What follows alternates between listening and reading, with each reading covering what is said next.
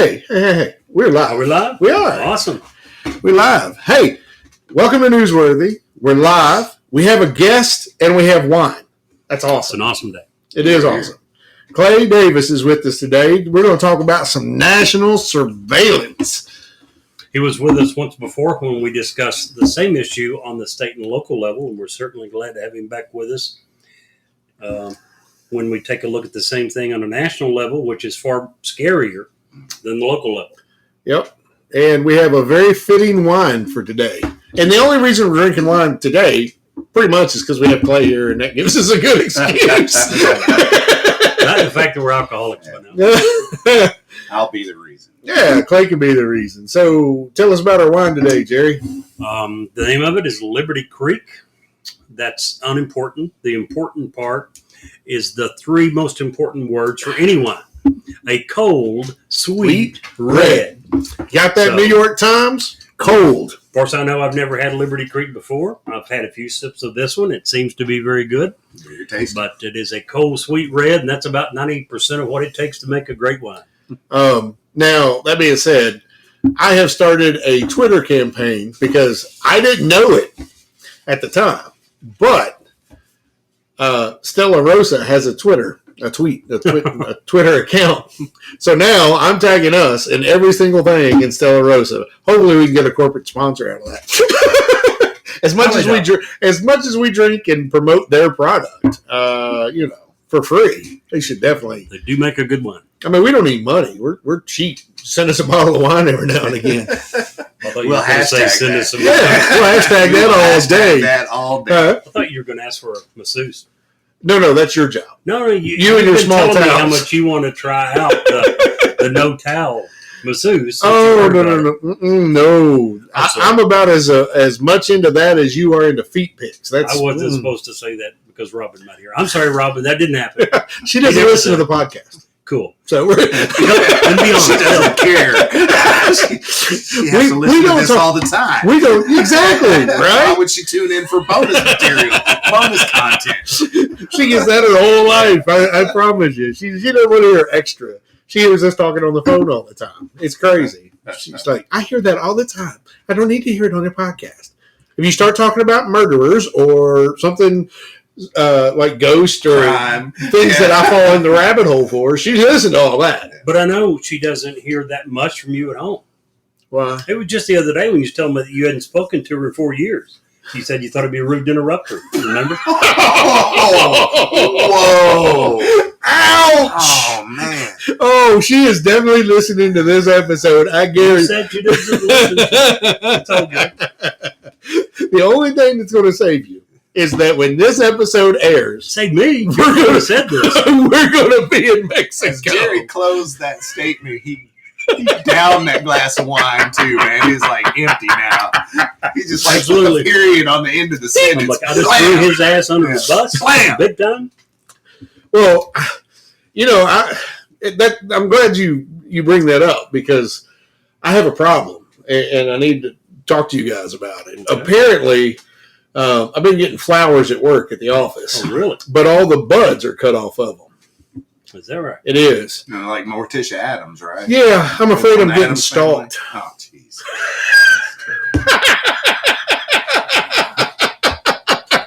That's not what they say. That is not what they say. It is what they say. They are much smarter than you give them You have credit been for. wanting to be stalked for so long that you have come up with this delusional theory in your mind. And that's what it took to get there. Oh, no. I No. think he was just trying to do a professional radio segue. He's talking about stalking, and he started talking about the NSA. Yeah, how about that? Stalk- Ooh. Stalking everybody. Well, according to Jerry, I have a face for radio, so it works. Not just me that said that. I've heard you often say your mother used to say that years ago. No. She said she wished I was on the radio so that she could change the channel. Oh, okay. Big difference Gotcha. there. Give me some more of that wine. That's a big bottle. Absolutely. Yeah. Gosh, that's a big bottle. So, Stephen, get me. Am I right in remembering that you're a big fan of space exploration? Oh, yeah, for sure. I guess you've heard that NASA's thinking about another trip to the moon. Artemis. Yeah, That actually just they fired it up yesterday. Breaking news. You know? Well, there's already a restaurant up there. Have you heard about that? No. Great food, but no atmosphere.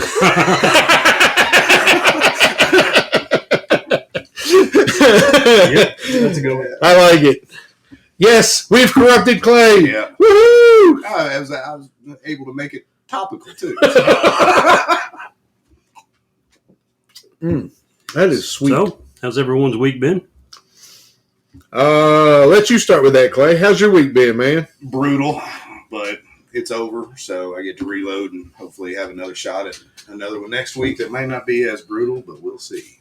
Clay serves a very, very important role. Vital role to the sanity and the livability in today's divided USA. Unfortunately, much to the chagrin of his body. Yes. But without Clay, there would be a lot of angry people walking around the town. So we appreciate what you do every day. Beer distribution business, and it's busier than ever.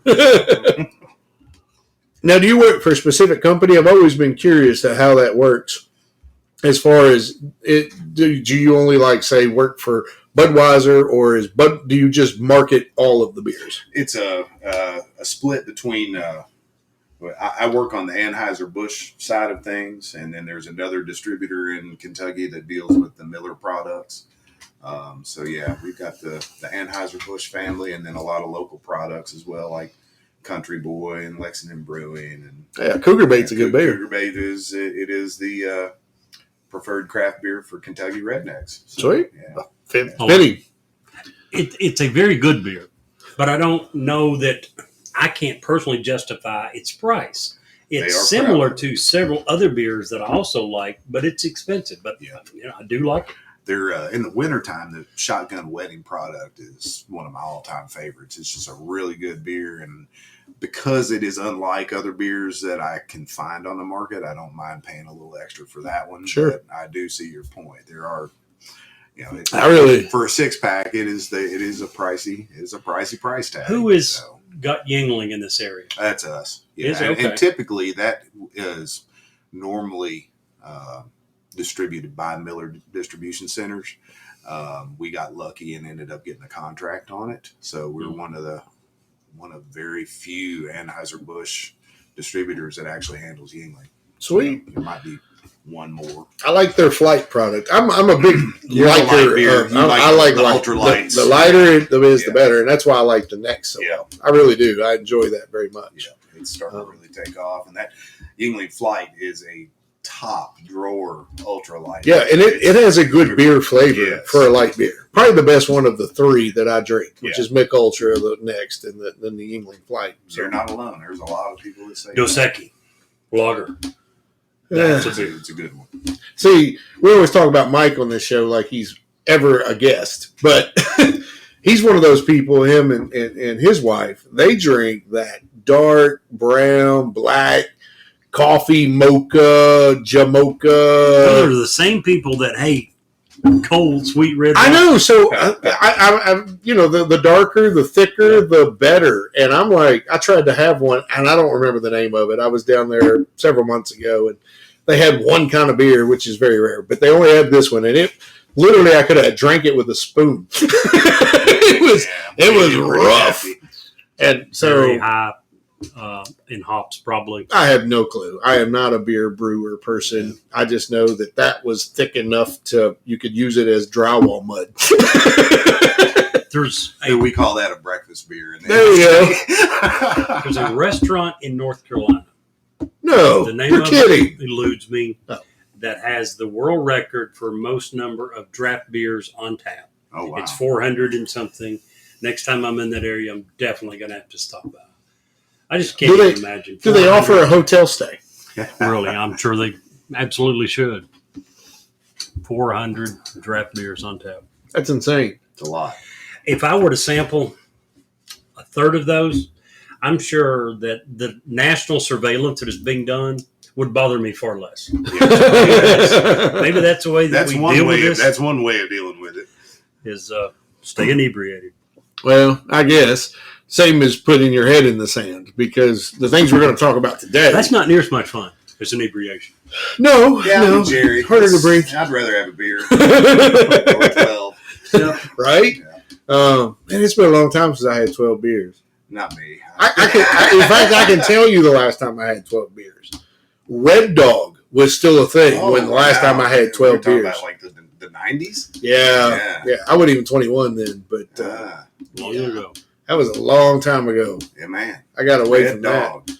And I just got my first apartment, and it was the grossest, nastiest. I mean, who's going to rent an apartment to a 7-year-old, right? Yeah. So you know the kind of apartment it was. And me and a few buddies went together, put our whole paychecks. We just wanted to have the whole. Back in the day were the party movies, and they'd open the fridge, and it was just completely full with beer. Stocked with beer. So we did that just so we could take a few pictures. And then we had a big party that night. And that night, I don't remember much that happened after about 8 o'clock. And I do remember when I woke up the next day, there was like 10 people just laying. I'm hoping they were alive, but the refrigerator was empty. So if people drank it all, great. If they took it when they left, that was okay too. They did leave me some cheese, so I had a sandwich. But at least they didn't draw things on you while you passed out, like so many of my friends were all. If you passed out, you were the first one to go down. Bad things happen to you. And, no, I had a math teacher for that. Okay. Every time I went to sleep, in class pretty often. As soon as I went to sleep in class, man, I woke up with permanent marker fingernails and nice. Viking scars, and that was rough. Miss Howard, I love you, Miss Howard. But yeah, she probably wouldn't exist in today's world as far as teaching goes. We had a teacher in middle school, Mr. Ezra. And he knew that there was a severe weather drill coming up in the weeks to come. Oh, no. So, and he was our world civ teacher. So it tied in nicely that he said, no, you can't, we got to keep this a secret. We're going to practice in secret. And we were like, practice what? He goes, when we line up for the weather drill and we're all hunkered down covering our heads, I want you all to bow and say, there is no God but Allah, and Muhammad is his prophet. So that wouldn't go over today either. For weeks on this until we all had it perfected. And so there was a whole classroom of kids that went out in the hallway. And as this weather drill was going on, we were all out there just giving it hell. Just, there is no God but Allah, and Muhammad is his prophet. And we were going through the motions and everything, man. And everyone was freaking out. And thought it was funny and so on and so forth. And I got to thinking, I was like, there's no way he could have gotten away with that and kept his job today. No. And probably shouldn't, to be honest. No. He was teaching world Do you think it's deserving of Listen, fired? oh my He was God. teaching world And I don't know if Mr. Kaywood listens to our show. This is a show that I think he would enjoy. He was my English teacher in a couple of different classes in high school. And he was a teacher that would not fit in today's world because he would personally insult you in front of the class. Yeah. As an example, I tried to do the Vanilla Ice thing on my eyebrow. When he put the lines in his eyebrow, ended up shaving off half my eyebrow. Oh, man. First thing he says to me as I walk into class, he goes, and Mr. Kaywood was very pompous and very, he was a professor among high school students, okay? He said, good of you to join us today, Mr. Lindsay. I see you've been browsing around.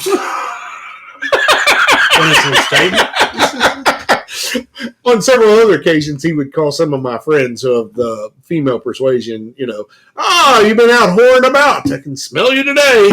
Wow. Yeah, just holy moly. Yeah. The first statement could be excused so many different ways. Yeah. Pouring around to a young lady, no.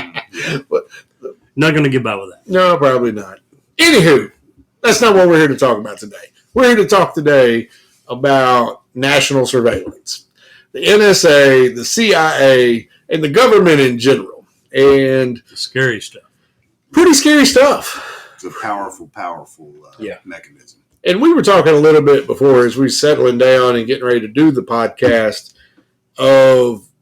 we were just scratching the surface about what they deem is okay and what Jerry, you had brought up the fact that our populace, the majority, even want more surveillance.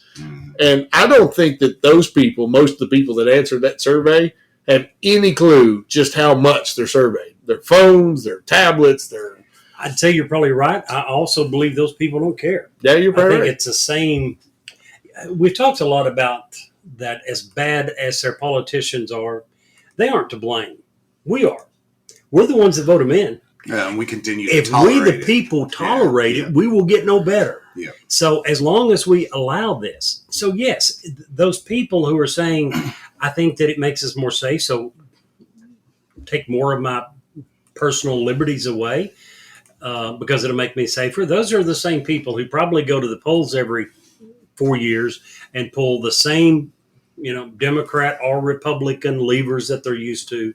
They're not informed. They don't know what they're voting for. And in this case, they don't know what they don't know much about the question that they're being surveyed. So I agree, but I don't think they really care either. So that's a big part of what I do. The motivation behind what I do has a lot to do with the fact that so many people are accepting of it. And my rationale is they're only accepting of it because they don't realize the threat behind it. They don't realize how much their liberty is in jeopardy by just going along with it, or as you said, Jerry, just simply not caring.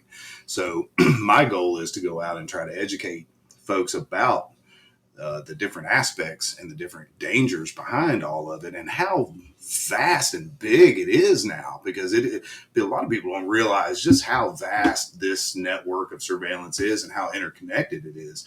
And what I see when I engage people, whether it be in person or online, is there is an eye-opening when people do actually kind of get that framed up for them. And people will start to kind of become more inquisitive, and that will lead them to maybe be more concerned about things once they realize that some of the things that terrify me and keep me up at night, when I hit somebody in their wheelhouse and really describe to them how it actually is in their lives, whether they realize it or not. That's what keeps me out there doing things, is just to kind of get more awareness, because as more people become aware, then they have a proclivity to become more agitated by that. And we start getting that lack of tolerance that we were talking about, because if people don't know and they don't care, then they're certainly not going to stand up against something. But once you can get them to actually get some skin in the game, then if I can increase the number of those kinds of people, then we are moving the needle towards decreasing the tolerance level. So let me stop you there. Give the people a small sample of an everyday life, and what that. And we'll start with just one of the agencies, because there's two separate agencies at work here. So it's not just one. It's not just the CIA, but it's the CIA and the NSA. The NSA is a little more controlled, has a little more oversight. The CIA, according to my research, has very little oversight. And pretty much there's a lot more than two. Well, no, there's like 15. Oh yeah, well, we're talking about the FBI is readily using the data that the NSA is gathering now, and the CIA is supposed to be operating outside the United States of America, and up until recent times that was mostly true. But now they're actually doing operations in the country now against its own citizens. That's the CIA. Wow. The FBI is. For instance, the FBI recently, it became a matter of public record that they have been accessing the NSA's data collection. Now, the CIA and the NSA hit that same system to target Americans 7,500 times between the two agencies. In the same year, the FBI hit that same system 3.5 million times. Oh, geez. Okay, so that is the FBI literally going for fishing expeditions without using a warrant, trying to uncover things that they could investigate. To me, that's where we get. Oh, go ahead, Jerry. Well, what the database that you're referring to is, there is a law, and I forget which one, that allows the government agencies to collect information on foreigners because they are not subject to the Fourth Amendment. Yes. They do not have protections against search and seizure. Now, obviously, when these foreigners when we start surveilling foreigners, many of them will be in contact with U.S. citizens. Yes. So they call that, there's a term for it, it's indirect or something that they call that. In other words, they didn't intentionally go after the American, they were going after the foreigner, but tons of these records involved are Americans. Yep. What the number that you're referring to is that in 2021, they admitted to 3.5 million times accessing the records of the Americans, who they say that they now, once it's been collected, and even though they had no legal basis to collect this information on these Americans, now that they have it, 3.5 million times they went and searched specifically for information on these Americans. Yep. Should absolutely 100% be illegal. It's circumventing the Fourth Amendment. Absolutely. It's completely I don't doing think there's it any end judge around. anywhere that would agree that it does not. But they have admitted to doing exactly that 3.5 million times last year. Getting back to some more real-time, real-life things that the NSA is involved with, some of their capabilities that we know about. They have a program called Treasure Map. And some of these names are just ridiculous. What is the government? Bastards. So, Treasure Map is a vast NSA campaign to map the global internet. The program doesn't just seek to chart data flows in large traffic channels, such as telecommunication cables and the like. Rather, it seeks to identify and locate every single device that is connected to the internet somewhere in the world. Every smartphone, every tablet, every computer, anywhere, all the time, according to NSA documents. Okay, wow. So they're not just tracking you. They want to know where to find you. They want to know, nowadays there's such a thing as a smart refrigerator. And if food items have an RFID chip, your refrigerator can read those packages and keep a running inventory of not only what's in your fridge, how long it sits in your fridge before you throw it away, if you completely consume the product or only partially consume the product before you disposed of it. Okay, these are all, and because those items are connected to what's called the Internet of Things, the NSA has access to all that too. So this is like dumb stuff about, it's very likely that the very building we're sitting in right now has what's called a smart meter, electric meter on your house, which tabulates how much electricity you use. It also tabulates what time you go to bed when you turn all the lights off at night. It tabulates what time you go to work, when you're away from the house, when you're back. All these parameters can be monitored, and a story can be based on, you can basically come up with a narrative. Yes. Well, we know that Jerry's going to be out at 8 going to work.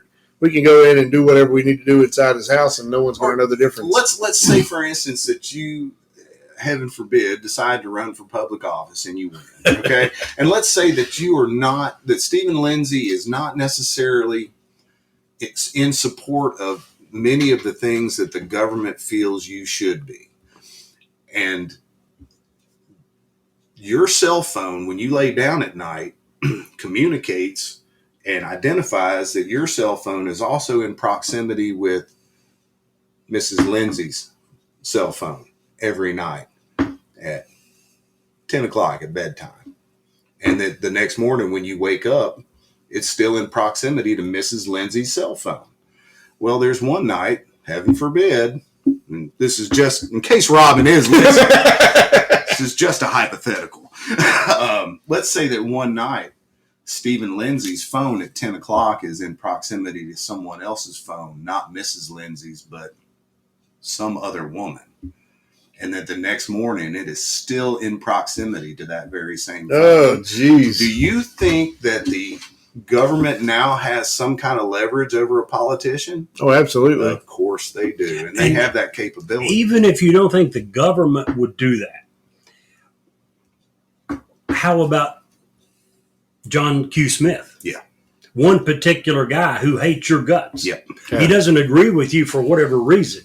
And maybe it goes against all the rules. Maybe his supervisor and his supervisor doesn't agree with it.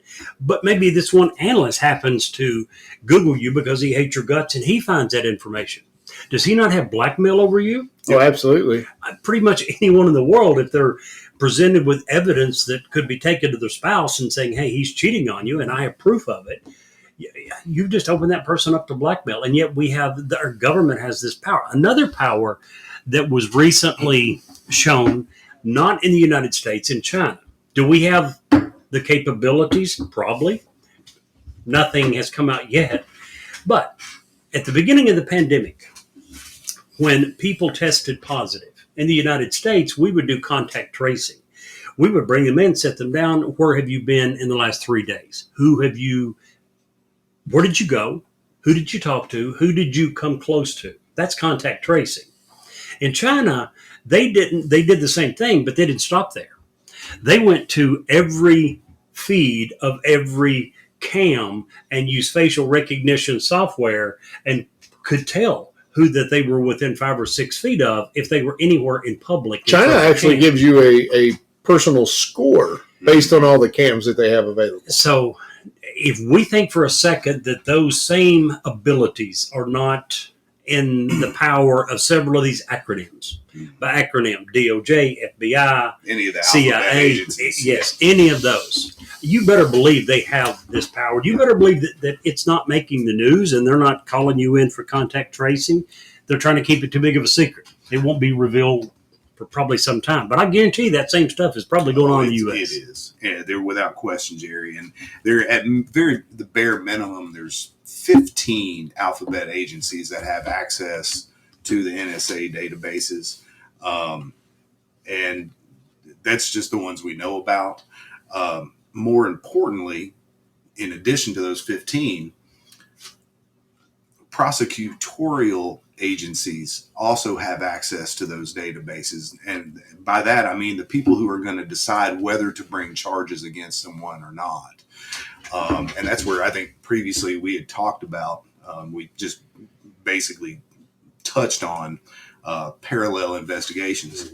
Parallel investigation. Bill Benny used to work for the NSA. He was one of the directors that right at the cusp of the aftermath of 9/11, he saw the direction that the NSA wanted to go in, voiced his disconsent, or he voiced his concern about it, and then resigned because he didn't want to be any part of it. Up until that point, according to Benny, they did have a morality about how they went about it, and they did take the "don't spy on Americans" thing very seriously. All that changed with the throw of a switch when 9/11 happened. But when prosecutorial agencies run a parallel investigation, they end up receiving warrantlessly obtained evidence against someone illegally. And they use that information that they've gotten from the NSA as a basis to go get legitimate warrants on someone. Then they go looking for things that they're not supposed to know about because they got the information illegally. They go, they get it, they get the warrants, and then they go build a case that they can actually put together in court, and no one knows that this parallel investigation has taken place. The moment that if a defense attorney does smell that in the wind, and they start to pursue, hey, there's parts in the discovery that we didn't see that make us suspicious that there may have been a parallel investigation. Typically, prosecutors will drop the case so that they don't have to even have that conversation in court. It's a very dangerous thing. And Bill Benny, the gentleman I was talking about in the NSA, I'll try to paraphrase the quote, but he said that the parallel investigation existence in America might be possibly the most dangerous thing in America since the Civil War. That's how seriously he felt this thing could go in the wrong direction. And apparently it's something that the government utilizes all the time. Again, another device to circumvent the Fourth Amendment or to do an end round around it. So, which is one of our most basic rights. Yes. Without which, you really are in some, as Donald Trump would have us believe we're already in, some third world banana country. But yeah, the protection against illegal search and seizure is, well, it's true. And you can, This guy. Donald Trump is constantly saying that. Always a dig. And we'll get into it next week, but Trump just pisses me off so bad. He just lies so much and so much crap. It just, pisses me off. Oh, well. I had something else I was going to say, and I totally lost it. You started saying something a second ago, Steve. What was it? Well, I was just going to play answered it right after I was getting ready to answer the question or ask the question. At what point does a judge sneak in and say, you didn't get this legally and it's No. out? Yeah. I think you missed the point. Yeah. They I didn't did. introduce any of that stuff. No, I know. And that's what he said at the very end. That's why. But they use that. In other words, if I committed murder tonight and evidence that they obtained Public illegally, disclaimer, Jerry has no intent of committing murder tonight. Yeah, pretty much. If it is, it'll probably be myself.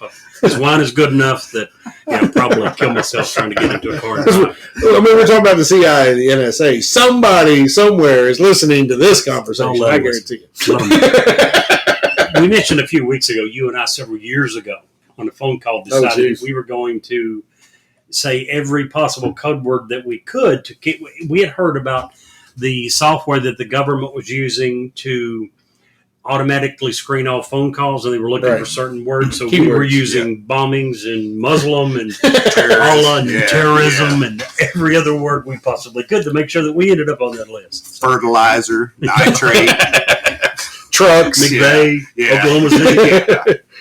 I think that's got their attention. Maybe it'll boost our numbers. Really? We'll notice if DC or Maryland's numbers spike. Well, that's funny. Another capability that the NSA has, oddly enough, they can infiltrate platforms like YouTube, and they can inflate the number of views and likes artificially. They can also detract from if a video gets 1,000 likes, they can bump it down to 2 if they want. How is that? How are they able to do that? They're able. They have software or malware that they can use to do these kind of things. They can also suppress YouTube accounts. They can essentially what would be considered shadow banning by the company itself. The NSA can do that. Okay, so since our last conversation, I've taken my Ring doorbell off the house. Good for you. Good for you. Huh? Wow. Because I don't want them looking in on my front porch. It depends upon your router and the settings in your router. They very well may not have access to that. I don't care. Here's the point. The majority of Americans don't know how to secure any of this. Right. Earlier, you're talking about the Internet of Things. Mm-hmm. And it doesn't matter if it's a smart microwave, an oven, a refrigerator. All of that is part of the Internet of Things. Mm-hmm. If you know enough, you can secure your router and keep that from being broadcast anywhere. Your son Josh could. Yeah, well, Trevor probably could. So my question: very few people can do that. My question is: should I just put a copper chicken wired cage around my house and wear a tinfoil hat? Because that's where we're going with this. I mean, it is where I'm thinking. First of all, none of that would safe. Stop. Okay. If you want to stop it from, I'm thinking Enemy of the State. Did you all see that? Instead of doing anything that you're talking about, mine too. Cancel your internet. If you have no internet access, none of this can be monitored, because how's any of it monitored? Through the internet.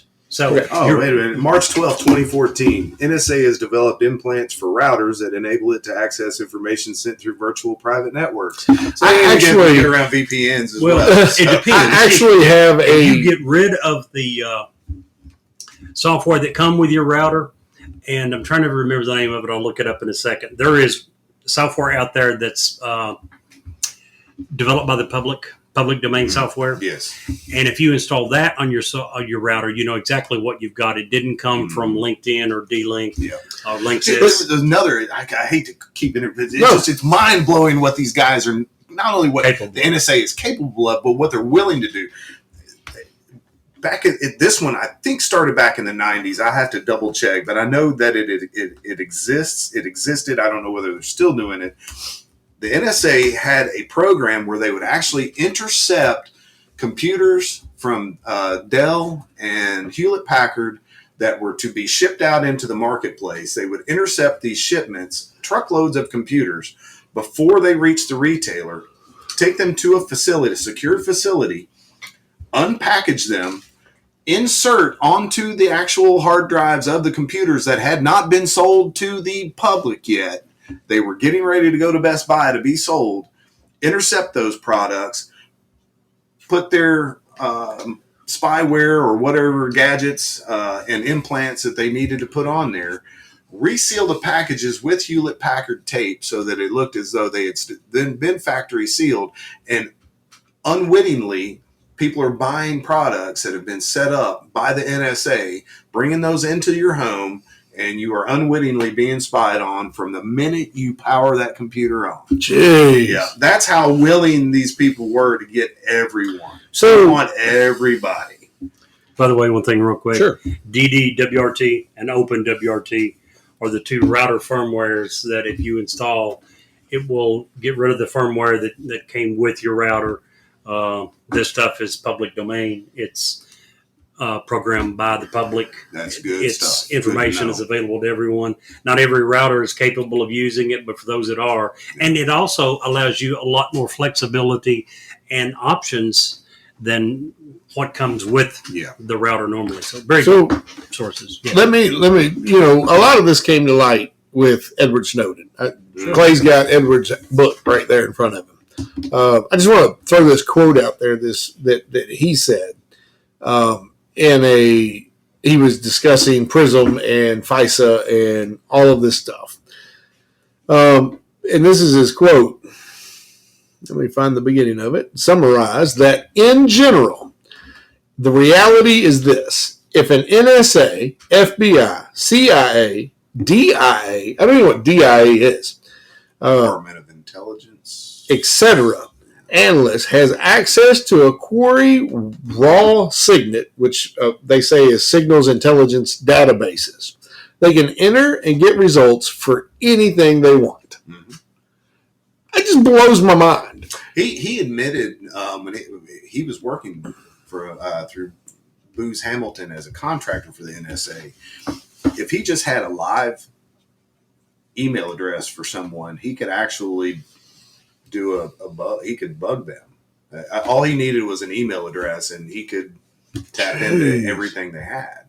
So yeah, it's far-reaching. so short of throwing, doing the whole movie thing, throwing all of your devices into a river, selling everything you own, not use any credit cards, not use any, you only use cash, a Jack Reacher thing. Never leave home. Leave home, or make your home in Idaho somewhere. What can the average person do to at least protect themselves a little bit? There's not a whole lot. You'd have to be, if you've ever seen someone who's a germaphobe about things, you'd have to be that neurotic. And clearly, like as Jerry was alluding to, your quality of life, your enjoyment of life, when you're that hyper-focused on trying to not be observed, takes a big hit. It's really difficult for anybody to live a normal life if you're just going to be hyper-focused on not being surveilled. There are things you can do using VPNs and things like that. Snowden has setups where he has a computer that does not hook to the internet that he uses to write things on, so that keystroke technology can't be utilized to watch what he's writing and how his thought process. Because a lot of times when you're writing something, you'll write something, you'll delete it because you don't like the way it sounds, or maybe it doesn't come across the same way. Anybody who's able to observe your keystrokes, they're not just looking at what you're writing, they're watching how your thoughts work, because you may censor yourself or rewrite something. Could you say that one more time? As I think that's important to hear again. as you're typing out an email or an article or a story, and you write something and then delete it and rewrite it, you are essentially allowing someone not just to see how you write, but how you think. They are able to make determinations about how your thought processes work. You decided to scrub this for a reason. Then they start asking themselves, what was it about that person didn't like? And they start making inferences. Well, this person didn't like that because it sounded too woke. This person didn't like the way it sounded because it sounded too righty. Whatever. So they start making decisions about how you think based on how you write. So there's a number of different, and you can talk to any number of experts, and they're all going to have their proposed way to circumvent being surveilled. It is so rampant and widespread now. I don't know that there is any one guaranteed way to do it, and you would have to be so neurotic that it's almost impossible.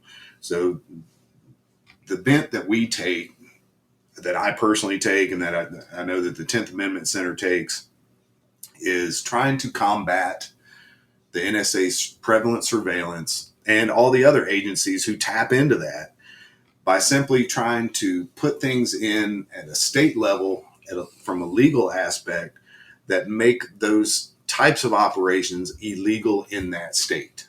But even if it's illegal, it has to be done through a warrant. It has to be done in a constitutionally acceptable way. And it's funny, it's sad that we have to make, if the Constitution is the supreme law of the land, that we have to make laws that say you have to follow the Constitution. That's ridiculous in and of itself. But if you specifically zone in and have legal or laws on the books that say this particular behavior is not acceptable in the state of Kentucky, the state of Tennessee, the state of New Hampshire, then you're tapping into the 10th Amendment, which basically says any power that is not an enumerated power granted to the federal government by the Constitution automatically falls back to the states. If you examine the Constitution, there is no enumerated power in there that gives the federal government the power to spy on you. Here's the thing. You bring that up, and that's beautiful. The New York Times just last week on the 19th wrote an opinion. It was a guest essay stating for the first time publicly, and this just shows you where, the government and or people that work for the government will sow seeds. Uh-huh. And just because it's not anything that people would consider now, they're starting the process of getting people to think about it by sowing these seeds. An opinion guest essay on August 19th, 2022 on the New York Times was not talking about the other day we were making good talk about them because they were finally agreeing with us about the wine. Now, the article is the Constitution is broken and should not be reclaimed. It goes into saying how we should not utilize the Constitution as law of the land, and instead, who was the guest author of this? Dr. Ryan Duerflyer and Samuel Moen. These are both professors that teach law in Harvard and Yale, respectively. Never heard of them, and now I see why. Yeah, and they were basically saying that the Constitution be done away with, and that they should replace it with the rule of law through our representative government.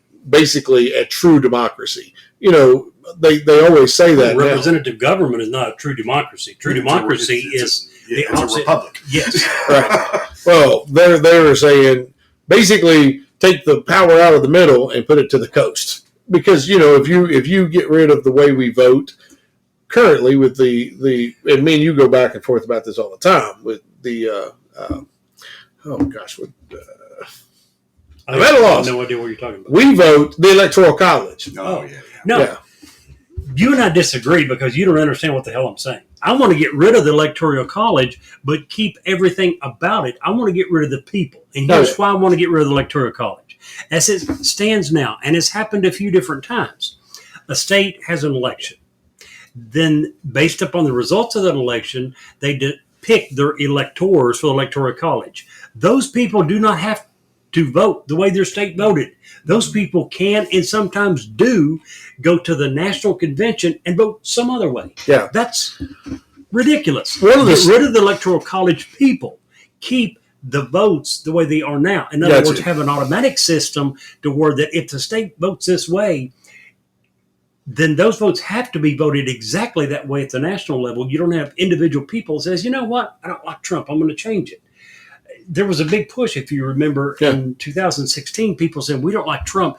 Let's get some people who will go to the national convention and vote against it. I don't care if I like Trump or not. If that's the way the state voted, that's the way that they should have to vote at the national convention. Right. These guys say, but constitutions, and I'm quoting here out of the article, but constitutions, especially the broken one we have now, inevitably orient us to the past and misdirect the present into a dispute over what people once agreed upon at a time, not on the present or future demand for and from those who live now. This aids the right, which insists on sticking with what it claims to be the original meaning of the past. I just wanted to throw that out. I mean, this is a couple of law professors.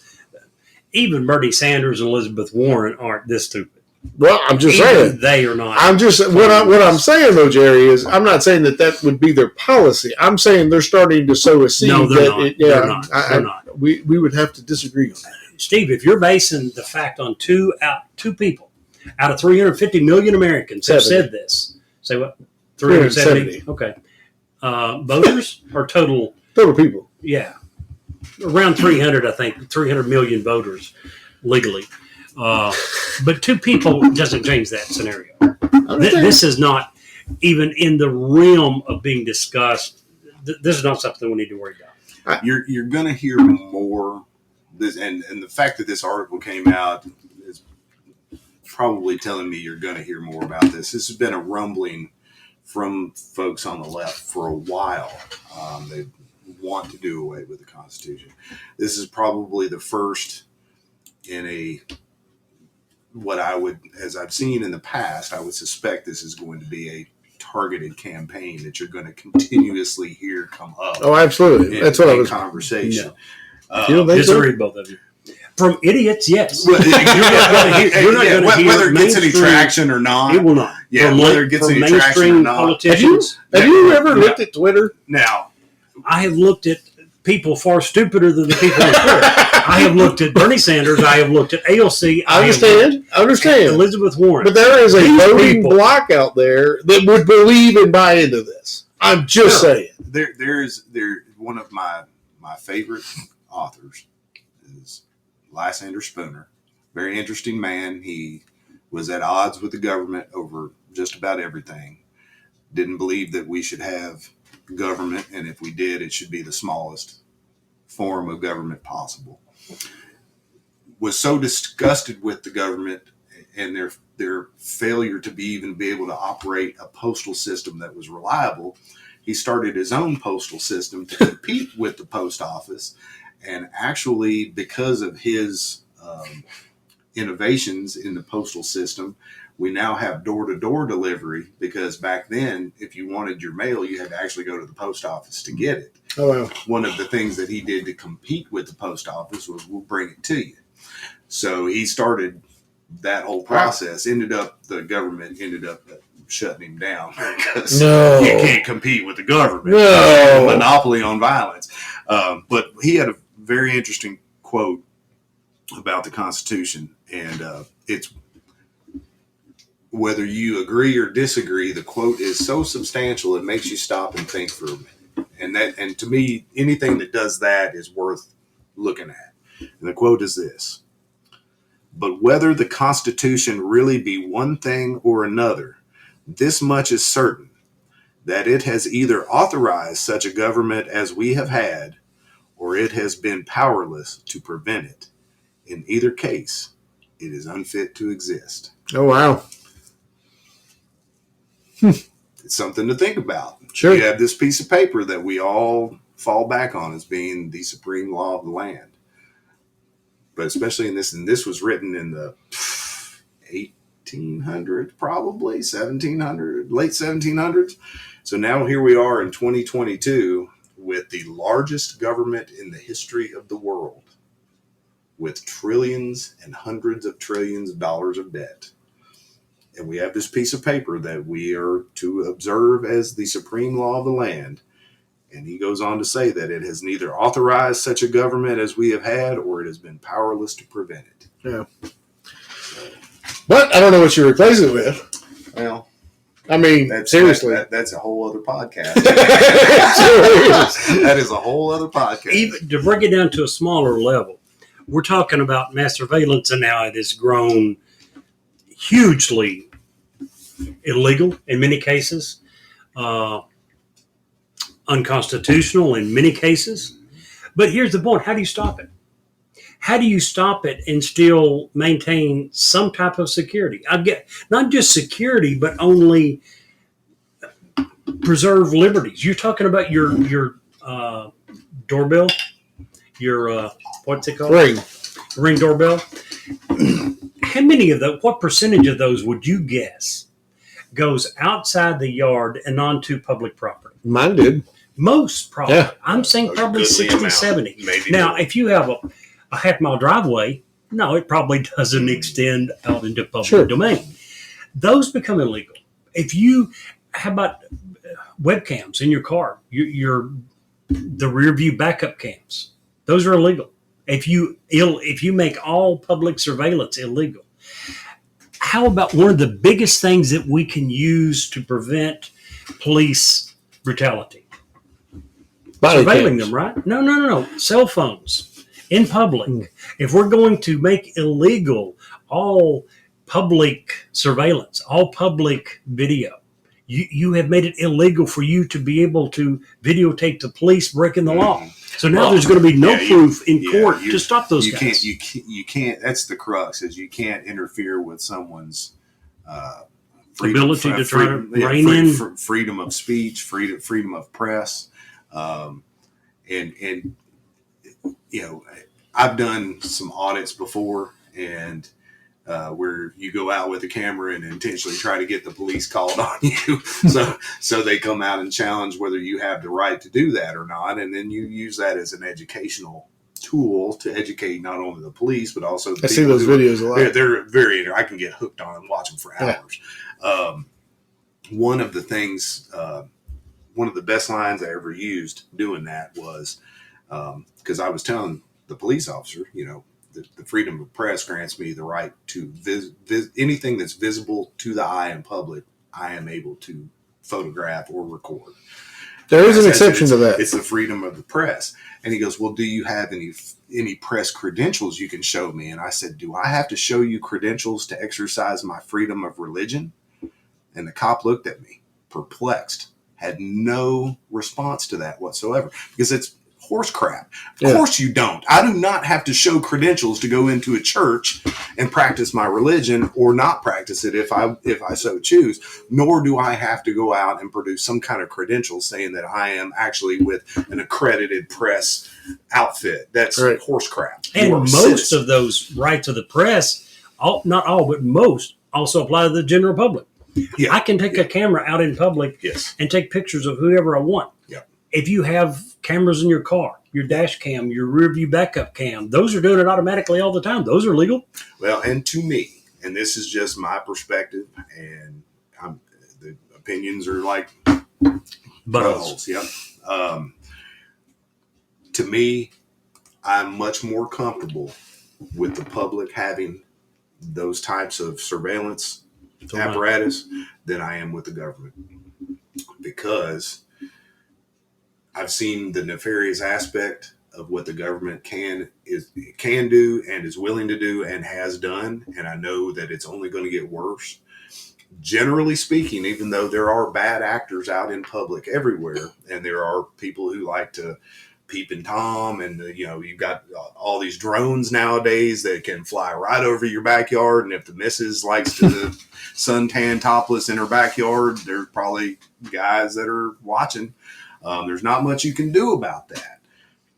But in the larger perspective, the majority of the public that utilizes surveillance are doing it for their own safety and their own security, to protect their belongings, their homes, their families, their treasure, whatever the case may be. And we all have a right to defend ourselves. Sure. And it's not always necessarily with a gun or a weapon. If you have technology that can help you protect yourself, you should be able to do that.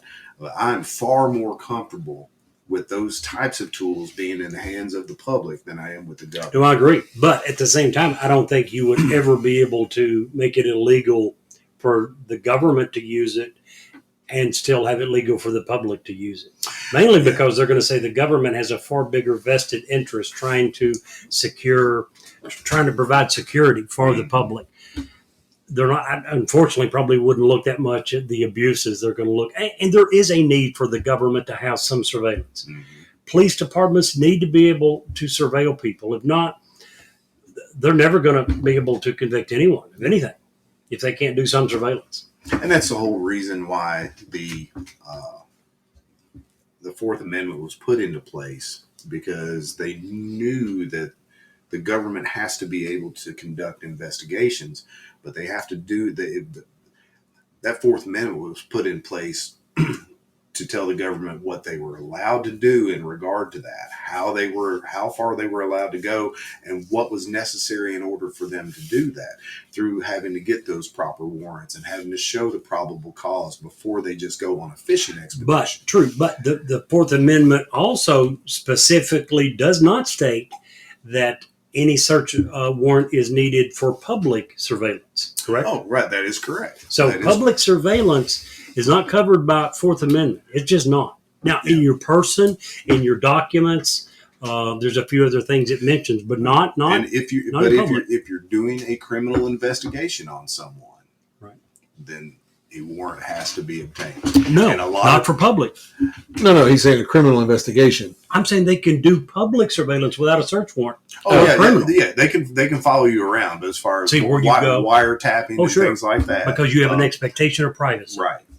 But yeah, anything in public, it's a two-way street. In order, if the press is allowed to do it, then everyone's allowed to do it. Well, I just want to, bring up the point too that this is not a right or left issue.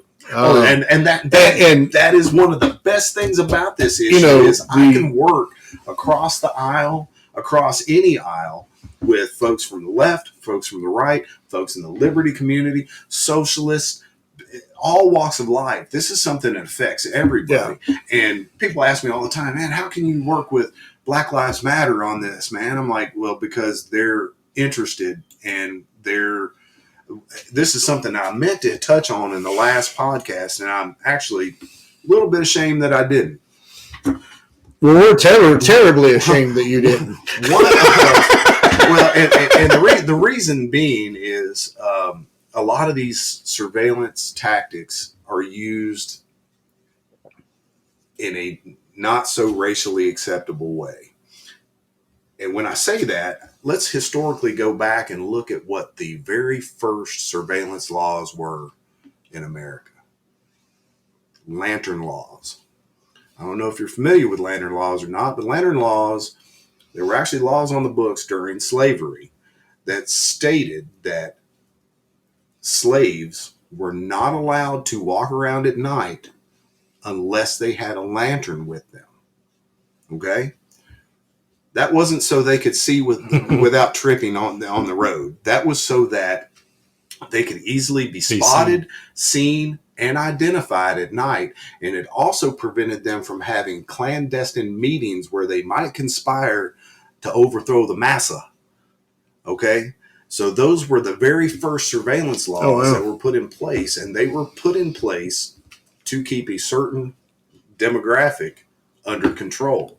Now you go back to today and you look at the city of Lexington, who has installed the 25 license plate readers, soon to be 100 come next year. And you look at one of the blackest and populated neighborhoods in our city has 4 of these cameras in a 1 mile area. There is no other neighborhood in our city that has them that tightly intertwined. Okay. So when the folks at Black Lives Matter and the folks at Lexington Police Accountability, who are also very much tied in with the Black Lives Matter movement, say that surveillance is a racial problem. They have actual things to point to right here in Lexington that suggests that it is. And there's a lot of other cities that use them in what I like to say is, you're not finding these things in Greenbrier and Heartland and all the affluent neighborhoods. You're finding these cameras in some of the most economically challenged neighborhoods, and also some of the most racially diverse neighborhoods.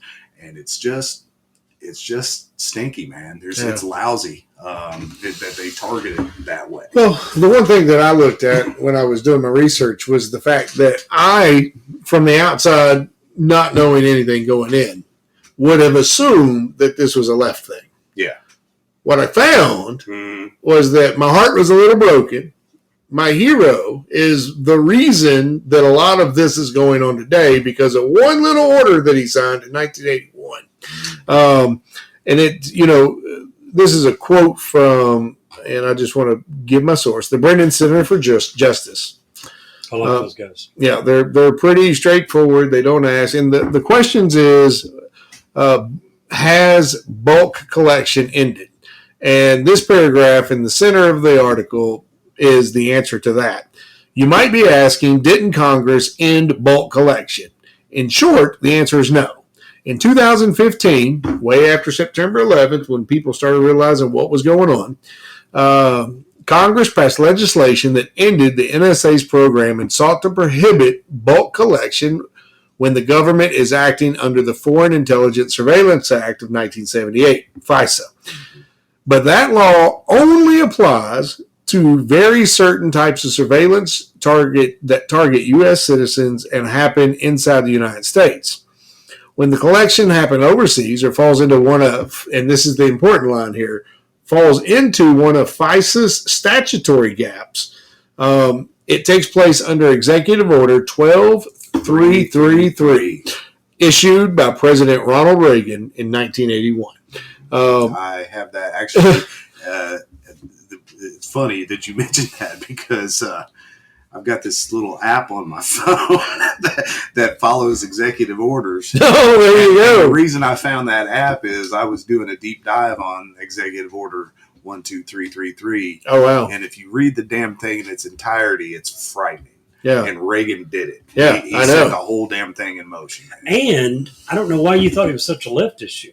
Well, if you want to look at the next biggest guy, it's George W. Bush. Oh, by far. Because of the Patriot Act and those the two guys, Keep America Safe Act. So this is really far more, if you want to look at presidents in charge when these acts happen, between Reagan and Bush, you're probably looking at 70-80% of. Oh, by far. Yeah. And, and that is because they have good intentions. Right. Again, it's not. The road to hell is paved with good intentions. It is. But there's many times that it starts off as one thing.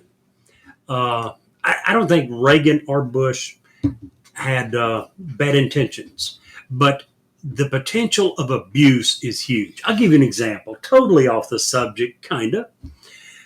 30 years ago, my brother was dating two girls. It wasn't in secret. No, I wasn't really exclusive arrangement between them.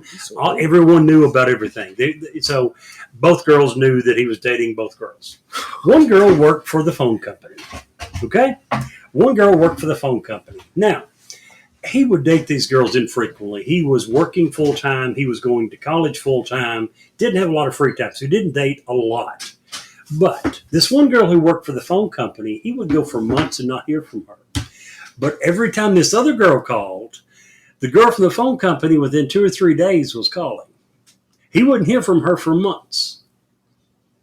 But as soon as he got a phone call from the other girl, guys, my point is this: with the information that we know is being collected, the potential for abuse is absolutely huge. Clay's mentioned several times about in Lexington, some of the rules that they have that says we're going to collect this information, but we're only going to keep it for 6 months, 8 months, 30 days. But then they're turning around and giving access to this information to the NSA, who we know probably never, ever deletes any of it. No. the potential for abuse is scary as crap. Even if you think that the government's original intent, and I believe in most cases the original intent was to try to help the security of the nation. The potential for abuse is huge. Here's my question. Sure. In every article that you read about this, Clay, and you probably read more about this than any of us, it always states... I've got a problem in that regard. Surveillance Anonymous. Do you need a support group? Yeah, 12-step program or something like that. So, but every time I read into these articles, and I read probably 10 articles leading up to today, every one of them talk about partnerships with trusted companies. Now, my question was, and what I couldn't find anywhere is, who were those companies trusted by? Was it the community, us, or was it trusted by the government to give them the good goods? No one. That was a nice word to make you hopefully feel better. Well, that was my intent because... You're talking about AT&T, Verizon, all the probably, right? Right, because right. that's originally before there was any law that allowed it. Right. I actually have They went to these companies and asked them to put a filter that allowed them to look at every phone call, every email, every web browsing history, AT&T, and they turned it over without a friggin' question. I actually have... Actually, there's a really big, tall building in New York that's the AT&T building, and there's an entire floor that is an NSA floor. Oh, wow. Yeah, I actually pulled up and I saved it because it kind of blew me away. And I'd like you to link this when you prep the because it shows, and it's called the Domestic Internet Backbone Surveillance. That's what it and to me a link. And frankly, it shows at the top, and obviously we can't do a lot of pictures. We're doing radio. So, but at the top, it shows millions of AT&T customers, and then the flow goes right to all the millions of internet users and websites, etc. And right in the middle is this nice big box with a diversion that says unconstitutional seizure. AT&T splitters that makes copies of entire communication streams and sends it through a filter that is aimed at, and I'm using air quotes, fully domestic transactions. And it goes to another box, unconstitutional searches, where they're going to go in and they're going to actually look at the data. And then it all gets deposited at the end to the government database after it's been collected, screened, and now it's acquired. Now, in fairness, AT&T certainly did it, but they are not the only one. No. Every major telecom company in the U.S. did the same. Yeah. And all of the big tech corporations now do the same thing, Google and Facebook. And Apple is one of the biggest ones that tends to stand up every once in a while and say, nope, not going to do that. Yeah, we're not You're going to have to take it to backdoor court. encryption and all this. They have made some stands, but they've also bungled. Yes, they have on several times. On some things that they probably could have had some more backbone on. What it really gets back down to, there's a couple of things. First of all, let's remember that we all have the internet because the government allowed us to. Okay? The internet was actually a tool that the government used to communicate within itself, and the military used to communicate within itself originally, and then it was made public. You mean Al Gore didn't invent it? Exactly. Imagine that. Al Gore? What? And if you do a lot of back tracing on how a lot of these tech companies, not necessarily the phone companies, it was AT&T, and when it was Bell South going back however many generations or whatever, they all existed. You shouldn't prior say to all that. this. You are severely dating I'm yourself. old. I'm such a fossil, man. I'm such a relic, dude. But a lot of these tech companies, when you go back and you trace how they came into existence, they came into existence because there was quiet black money that was funded to them from the CIA, from the NSA, from the FBI, from the government itself that helped these companies get started. And they never forgot where they came from. So of course they have some semblance of deference to, and there are some people out there, I don't have enough to make these claims, or there are some people out there conspiracy theory wise that believe that the Googles of the world and the Facebooks of the world are essentially just CIA tools that were put out here and used. The NSA does have the ability to use fake Facebook accounts to plant malware onto your computer. They do all the, if you could think of it, they're doing it. I mean, in the most unassuming ways, things that you think are trusted and safe. When you say trusted companies, you know, the question is exactly who's doing the trusting here? Well, the government trusts them, then we should. I'm not so sure I do, you know. So I got two things. We brought up Al Gore. Studies and surveys after his loss to George Bush in the election said, because right after he lost the election, he grew a beard. Yeah. As soon as that was over, they did studies. Had he grown the beard before the presidential election, he probably would have won the election outright. Just what they said. Don't know where these stats come from. Who says that? These trusted companies? The second thing is, and I'm asking out of ignorance. Okay, I'm the first to admit that a lot of this stuff is way over my head. It scares the hell out of me, but I have a legit question. When we and when we say start our phone and we go through all the acknowledgments that we're going to, we'll accept, blah, blah, blah, blah, that nobody reads. Terms of service that nobody reads. Is that where it's written that your conversations may be saved? Probably not. A lot of this is flat out illegal. Okay. Always has been, never has been authorized under any law, and they continue to do it. Partially, some of it would probably grant the telecommunications company you're dealing with some immunity to prosecution or civil action from you. Okay. They would simply say, we were requested by the government, your problem is not with us, go sue them. Well, that leads to the second part of my question to that. If, say, we're having a conversation about whatever, and the NSA does intercept our stuff for whatever reason, is it illegal from the NSA's point of view for our telecommunication company to say, hey, the NSA may have picked up your stuff? Shouldn't we get an email? Okay. No. Actually, there is a law. And I'll tell you how some of these companies get around that law. If the NSA comes to a tech company and says, we're going to need you to compromise yourself and give us access to your database, your operation, let us monitor who's coming on and off, all the things. Oh, yeah, by the way, if you notify your customers that we're doing this, we're going to put you in jail. Okay? So it is illegal for these companies to put a disclaimer on their homepage saying, we have been contacted by the NSA and they are now currently doing such and such an operation on this site. They are forbidden from doing that. But what they are not forbidden from doing, and this is called a canary statement, is the canary that flies into the coal mine will tell you whether it's safe or not. They, instead of saying we have been contacted by the NSA, they put a disclaimer up that says this website has not been contacted by the NSA in the last 30 days. Okay. When you go up and you click onto that website and you no longer see that banner up there, if there is no 30 days or if the counter hasn't started over again, then you know the canary has gotten poisoned. Oh, wow. Okay.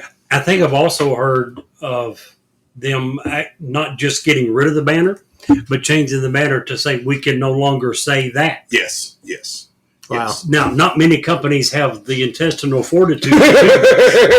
Most simply never acknowledge it and go along. AT&T and Verizon and most of the major guys have simply went along with this for many years. Every once in a while, you get a company that's willing to stand up for their customers and to do what they can within their own legal rights. Yeah. Not many. Yeah. I'm glad you brought that up because a lot of folks don't know about the canary. Yeah, I had no clue. And if you ever see a website that uses a canary banner at the top, man, pay attention to that. It probably goes somewhere else. That means that you would trust them more. If it goes away. Yeah, that means that you've got someone running that company that has some moral integrity. Yeah. They're trying to look willing to let you know that they've been compromised. Gotcha. Where like Jerry was saying, AT&T doesn't give a shit whether you know or not. Right. Makes sense. Hey, we got double infinity on today. How about that? On a Sunday. Go figure. Welcome to our live Sunday show. She's the one person that has been there from the very beginning Thick for and every thin. episode. And for episode 1, I don't even know how she knew he was online. Well, we will Thank you, drink Double sweet, Infinity. chilled, Sweet chill ride. red To wine Double for Infinity. Double Infinity. She says not last week. Oh, I thought you come on at the end. No, she couldn't get on for whatever reason. Oh, I thought There you was said, an issue. You lied to me? What? You lied to me? I would never. Yeah, I picked the one episode that there's no baked goods from. yeah. You did, Madness see. or whatever. Mochi Munchies. Munchie. Oh, my gosh. Oh, that reminds me. While we're talking about that real quick, new flavor for fall, apple-flavored cookies. Ooh. I can't wait. I already put our order in, so We're going to have to come up with another reason for Well, you to. we got a good reason for you to come, don't we, Jerry? We's going to ask Oh, about yes, it. yes. We want to do an episode on taxes and taxation. You guys sure you want to do that? Well, Brave, to be brave honest guy. with you, we know your political affiliation. We know their feeling on taxation. So that made us think, you know what? We may not agree with everything. And I don't know if you listened to last week's episode. Steve and I It's was in my talking hopper. about Yeah, it's in my hopper. I haven't gotten to it one yet. of the reasons he and I disagree, not a lot, but on some things we disagree vehemently. But we can still sit down and share a beer or a glass of wine and do it. Absolutely. Yeah. Which absolutely. is, our country's gotten to the point that it's really sad that there's so many people who are ready to go up in arms against their or neighbors disassociate entirely, because they don't have the exact same belief on some political issue. Yeah. It, to me, would be one really boring world if we all thought the same, felt the same, voted the same. Well, I can, for It's one, okay say be glad be that we different. all don't look the same because No. Well, in the vast market of ideas, too, it's important for your ideas to be shopped around out there. Sure. And you get feedback about those ideas. And if you have a good idea, people will latch on to it. yes, If you have a bad idea, people will let you know that they don't think that's a good idea. which And that's how progress happens. Well- The good ideas advance and the bad Sure. ideas get poo-pooed. which is one of the whole So- reasons. Now that you bring that up, perfect segue into our wonderful email, Jerry.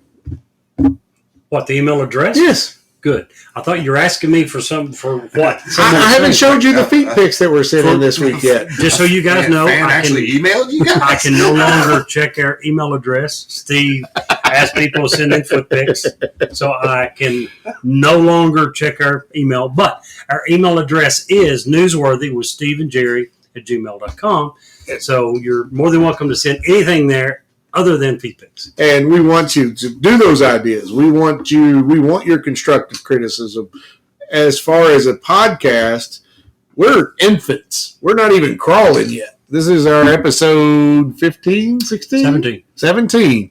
There's some podcasters that have thousands. So we are very much in our infancy, and we need your support and help to be better, to get better, to be more what you want us to be. So Don't tell the truth. We drink a bottle of wine every time, so we want to get more popular so we can drink more wine. That's what it comes down to. well, that works. It's a simple pleasure. So would you be willing to come Absolutely. back and I would love sometime to come and back and talk taxes? talk taxes and talk about why it is theft. And By the way, when we were saying that, I probably misled a little bit. We don't think that it's a bad idea. We just don't know how that the government could survive with what the Libertarian Party. I don't know that you go directly aligned with them. what's considered a small L libertarian, which means I don't necessarily affiliate with the big L, the party.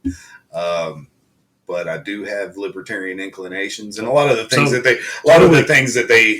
they support, I support as well. I'm just not necessarily a fan of political parties, political affiliations, and things like that. Because we get right down to it, a political party is only in existence for one thing, and that's it's to acquire power to quash its adversaries. Yeah. that is what political parties do. I would like to say this. You mentioned that you have several areas that you agree with them in. so do we. I believe that most people, if they looked into the platform that the Libertarian Party believes in, would have to say exactly the same thing that you just said. Yeah. Strongly believe that. And there's, without getting into it and ruining our taxation podcast, there are a lot of ways you can look at funding life, especially the world we live in now, that would be a possible replacement for taxation. So I would love to come back. Well, I'm not even going to be abashed. For years, I have supported the fair tax. I think it's by far the best way to do it. Flat tax, is that what that It's the fair tax. It's a little different. There is a difference, and we can cover that in the podcast. Pretty close. But it's very similar. Shit, we live in a GoFundMe society. Whew. Come on now. If the government wants it funded, they're going to have to get out and make a campaign as to why it needs to be funded and convince the people. And I think, Well, I think Jerry you and see I a lot less wars that way. The one thing Jerry and I definitely agree on is that Abraham Lincoln really messed us up when he started doing a payroll tax. I think that everybody should have to write a check. I just feel like people would be so much more aware. Messed us up in a lot of ways. I don't know about the check. I believe in the flat tax. Every time, if you don't want to pay tax, don't pay any. Just don't buy anything. Yeah. But if you go buy something, it's part of the just like your state tax, there's a federal tax. Yeah. So anyway, not to get too deep in the weeds there, we are over an hour and 20 minutes. This is, in fact, I always run long when I'm on. I know. Maybe Gosh. it's because I'm a windbag. It's not just you. I think I'm just a windbag. You guys poured a couple glasses of wine down me. I'm probably even more. Well, the other thing is that you and I get along great on is we like to both go down the rabbit hole sometimes. And I'm easy. Jerry has to grab me by the feet and the shoestrings and pull me back out sometimes because I'm like down there rooting. Redeemer. He's in there trying to save me. Overlooking one big fact when What's it comes to going over on podcast. We may go over on time, but darn, we make it look good while we're doing it. I have to agree. Good deal. Well, Clay, thanks again for being with us today. Absolutely. Guys, Thanks, thank you Clay. for having Hopefully me. we learned Steve. anything. Appreciate it. It's always fun. And, Yeah. I like what you guys are doing. I really do, and I'm glad I can help you guys any way I can. And that's coming on talking about stuff that irritates the government. Then I'm your guy. Now, People need to know. Now, the one thing, did you guys hear about the guy in the elevator that got sick? Or we opened with this. We're going with gonna two end, dad jokes We're going to today. end. We're going to. I was just asking. Go ahead. No, we did not. I was on an elevator. Yeah, he was on the elevator and he got sick. It was disgusting on so many levels. My goodness. Hey, I had that joke was sent in to a listener of our podcast. I had to get it in. So That joke, let's be honest. You didn't think that joke was funny until, what, a third of a bottle of wine? All right, I'm gonna make a proposal. Okay. It's a bit of a ripoff. Woo. Tom Woods, he's a well-known libertarian podcaster. He had an episode. It might have been his 1,000th episode or whatever. And one of the segments was he and another guy, Eric July, who's also big in the libertarian movement, had a dad joke face-off. Oh. And then they're literally just a foot or so away from each other. And they had to come equipped with enough dad jokes in their back pocket to get through like 3 rounds. And it was basically, they took turns telling dad jokes to each other. And the first person's face who cracked with a smile I saw this. gets a point, or the other guy gets a point. The other competitor gets a point. I would win this. I think It's because you have no sense of humor. perhaps this is something to maybe keep in your back pocket for if there's a day down the road where you're going to actually have a video feed of this podcast while you're doing it, then you can actually get the facial expressions and so on and so forth. Jerry's got a face for radio, though. Yeah, well, That's what they say. You stole that. I used that on you earlier. even better then, because when you've got a bunch of middle-aged, and I'll get in there too, a bunch of middle-aged guys that have the seasoning of life and telling dad jokes and then trying to make each other crack up. I think it might be newsworthy.